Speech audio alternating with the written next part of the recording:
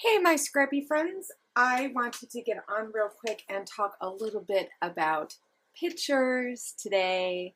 So, today we are doing a Mojo Busters episode, and this is number 2.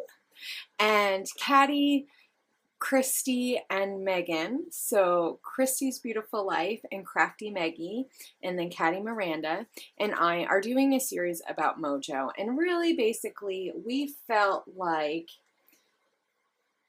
we thought it would be fun to help each other by giving each other challenges and just talking about some of the things that we face when it comes to being inspired. And I think that there's different seasons in our lives where we are ready to scrap away and we have tons of ideas and layouts come easy, and then there's just times in our lives where we take a stand back and we slow down and we just don't feel like producing mass amounts of layouts. And I think that that's fine. There's always this ebb and flow of creativity, and I think sometimes the key is to realize what is a natural ebb and flow and what is just you being blocked. And so,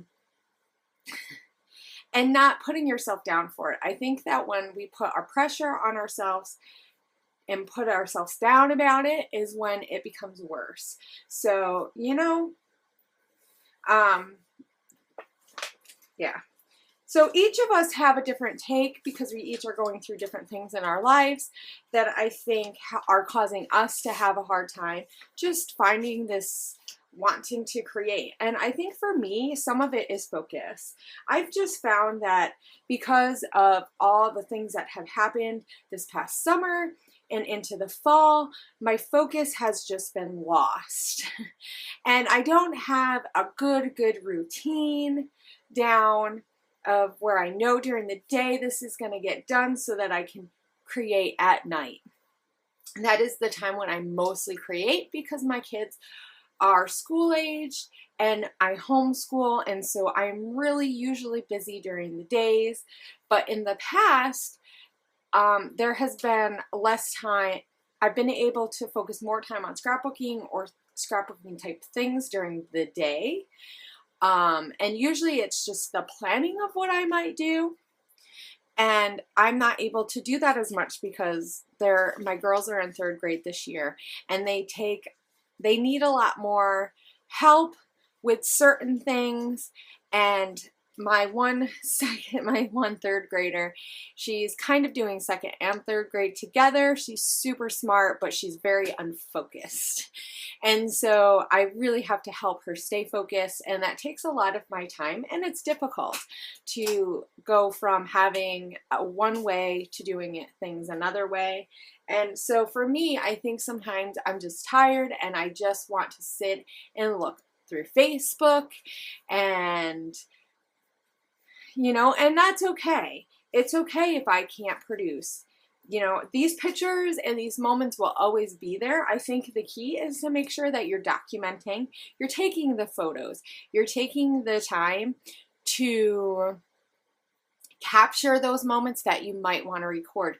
You're getting the information down so you don't forget. So one way is to have a journal or something that you can write down certain things that your kids say. I know I'm really bad about doing that because my kids say funny things all the time, and they're the perfect age to write down things.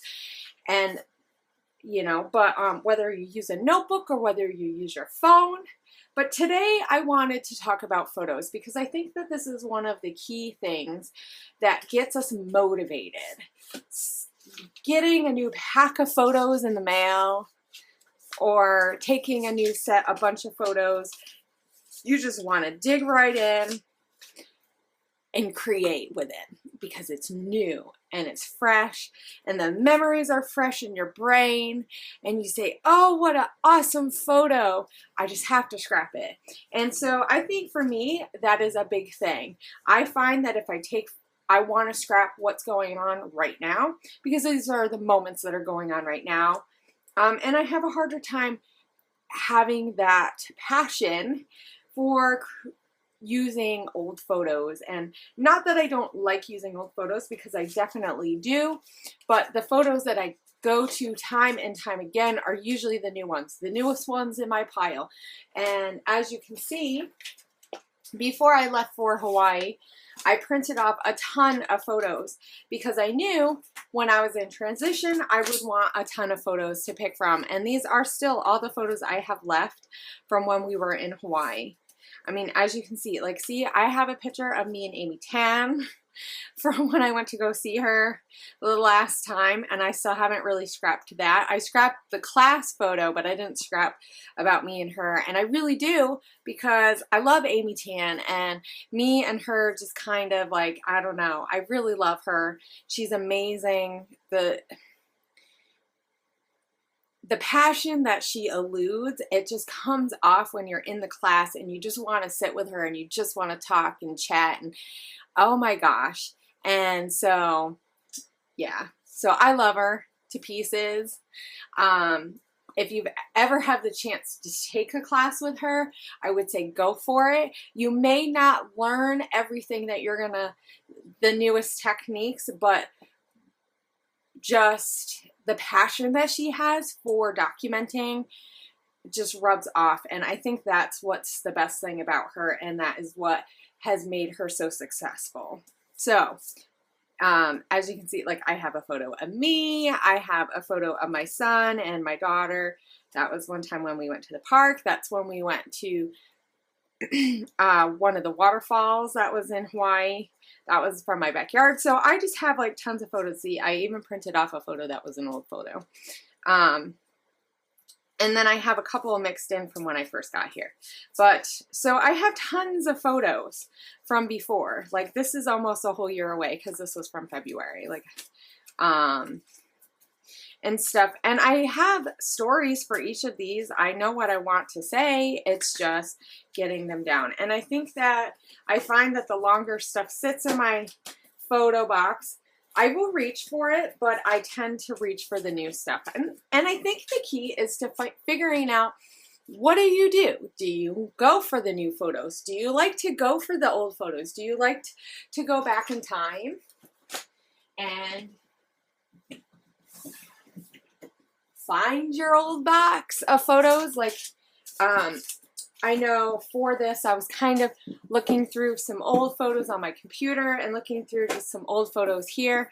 And like, I mean, you know, I have this photo. It's like the most horrible photo because it looks like my kids got to it. It's kind of ripping it. And here's the problem. I don't have another copy of this. So if I want to scrap it, I'm scrapping a photo that is ripped. And I'm actually okay with that. Because you know what? It's, you know, but anyway, so this is an old photo from me. Don't I look way different? Oh my gosh. I look at this and I'm like, who's that lady? No, my daughter. Anyway, but so I have like old photos and tons of photos, like photos of my daughter eating cake from her first birthday. And I don't have pictures of that for all of my children, actually. Because this was the transition going from, you know, printed photos from Walmart and printed photos. Like we had an old picture mate that we would print off when we first got married. So we would print off a lot of stuff at home for ourselves. Like, this is Leilani, and kind of as, and you know, I have really old photos of me and my brother and me reading. And so, you know, I have some of this stuff, me when it was, when I was a little kid. That was so cute. So sometimes these kinds of photos just, and you see them and you're like, oh man, I was just so darn cute. And I want to get these pictures, you know, documented. And that's what gets you excited. So find what photos get you excited.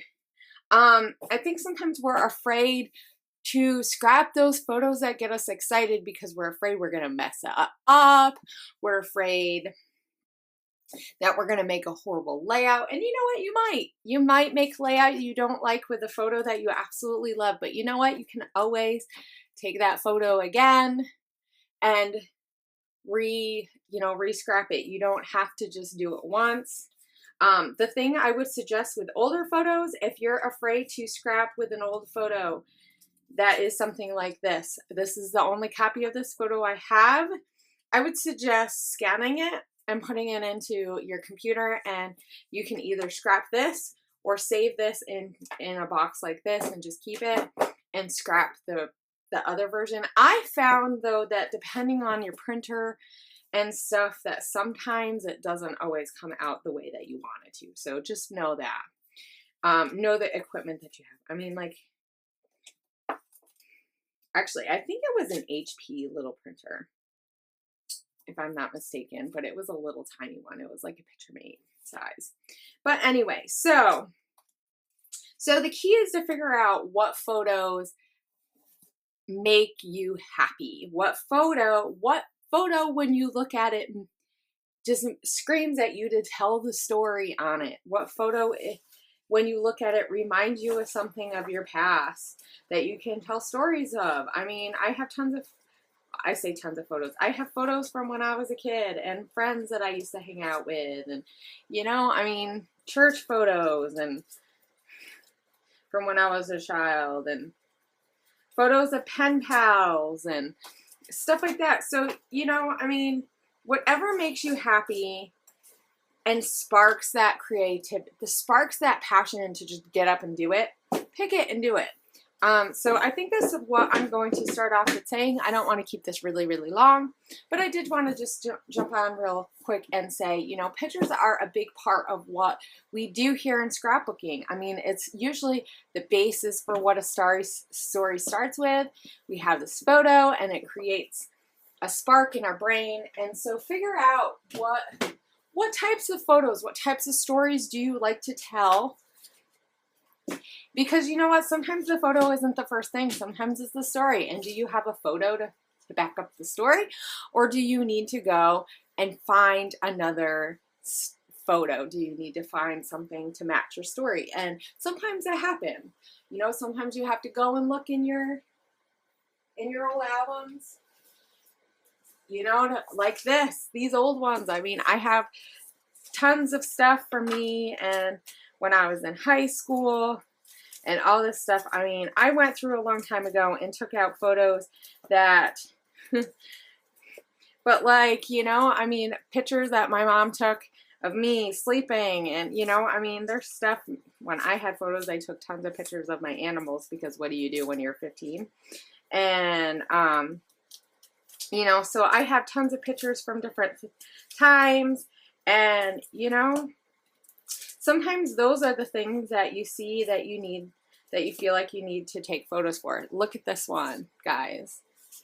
This tells you about the time that when I went to prom. Look at all of that on there. Whoop. Look at all the bling. I was shimmering in crimped hair all out. What was I thinking? Anyway. So I would suggest, take time to think about the stories that you want to tell and take time to look through your photos and see what photos make you want to scrap. Do old photos make you want to scrap? Do new photos want to make you scrap?